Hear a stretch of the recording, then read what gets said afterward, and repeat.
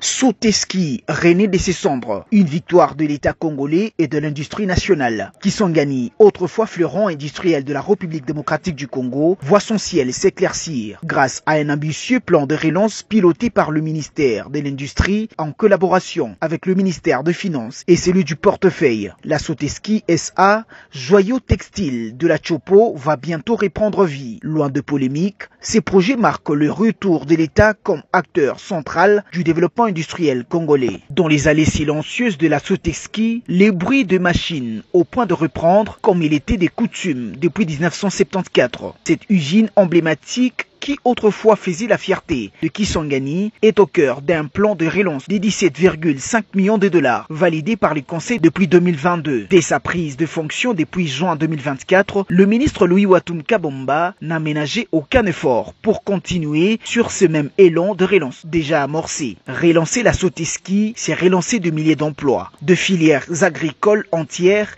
et donner de l'espoir à une jeunesse trop longtemps oublié, pouvait-il insister. Ces plans n'est pas une opération privée. Il est le fruit d'une vision publique structurée. Première tranche des 7,66 millions de dollars américains déjà utilisés. Équipement commandé, livré et partiellement installé. Deuxième tranche de 5,6 millions de dollars américains financés par le Fonds de promotion de l'industrie, FPI en sigle. Troisième tranche à finaliser via les trésors publics. Notons en outre qu'une mission mixte composée des experts de finances, de l'industrie et du FPI a audité l'utilisation des fonds. Aucun don, aucun passe-droit, juste une volonté d'agir avec rigueur. Non, la Soteski n'est pas un cadeau à Kabila. Contrairement à ce que certains colportent, la Soteski n'est pas la propriété de Joseph Kabila. La répartition actuelle du capital est la suivante. 60% pour Texico, une société privée. 40% appartiennent à l'État congolais qui s'apprête à monter à 85% du capital. Les gouvernements